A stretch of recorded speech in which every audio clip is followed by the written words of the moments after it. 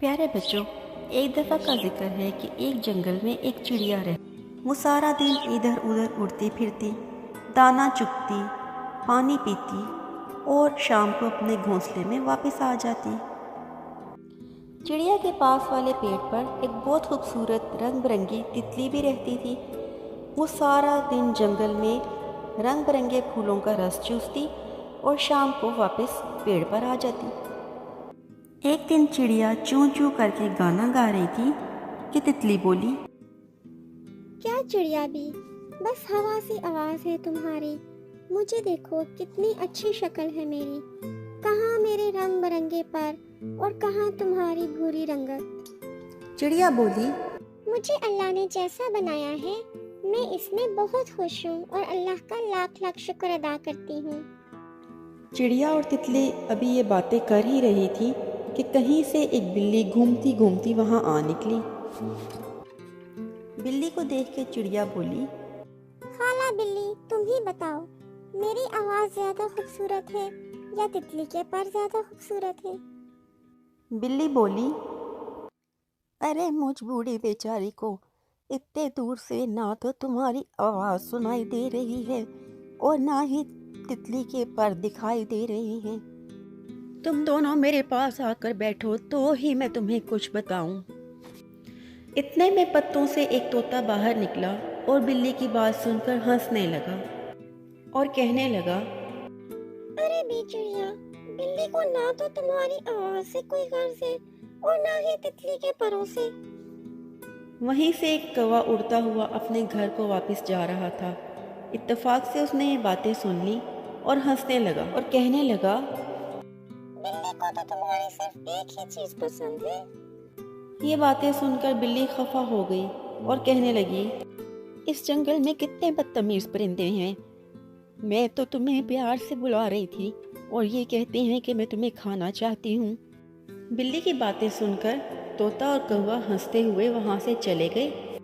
بلی نے سب کو باتوں میں مصروف دیکھا تو فوراً موقع پا کر تتلی پر جھپٹی اور اسے کھانے کی کوشش کی۔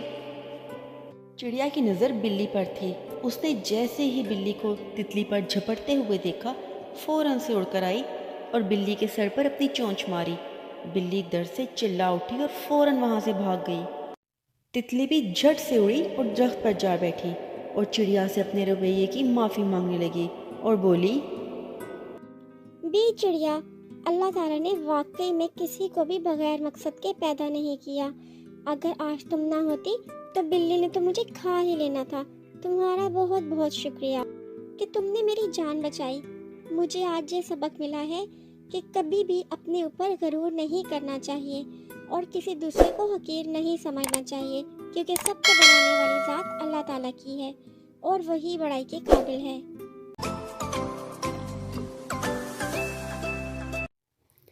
ایک دفعہ کا ذکر ہے کہ ایک بھوکی لومڑی ادھر ادھر گھوم رہی تھی اور اپنے کھانے کے لیے کچھ تلاش کر رہی تھی۔ بھوک کی وجہ سے وہ اپنے آپ کو کمزور اور کافی تھکا ہوا محسوس کر رہی تھی۔ خوش قسمتی سے لومڑی کو ایک باغ نظر آیا۔ وہ جب اس باغ میں گئی تو اس نے انگور کی بیل دیکھی جس میں انگور کے گچھے تھے۔ لومڑی نے للچائی ہوئی نظروں سے انگوروں کی جانب دیکھا اور اپنے من ہی من میں بولنے لگی، واہ کتنے مزیدار انگور ہیں، آج تو میں ان انگوروں کو کھا کے اپنا پیٹ بھروں گی۔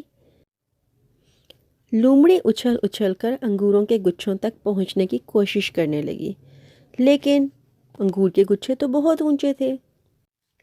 لومڑی نے انگوروں تک پہنچنے کی بہت کوشش کی، لیکن وہ اپنی کوشش میں کامیاب نہ ہو سکی۔ آخر کار وہ تھک ہار کر بیٹھ گئی۔ کچھ دیر سستانے کے بعد لومڑی نے ایک مرتبہ پھر سے کوشش کی، لیکن وہ اپنی کوشش میں کامیاب نہ ہو سکی۔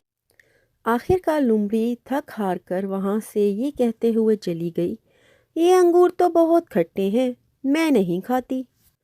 تو پیارے بچوں، ہمیں اس کہانی سے یہ سبق ملتا ہے کہ ہمیں ناکامی کو کھلے دل سے تسلیم کرنا چاہیے اور کامیابی کے لیے صحیح طریقے سے محنت کرنی چاہیے۔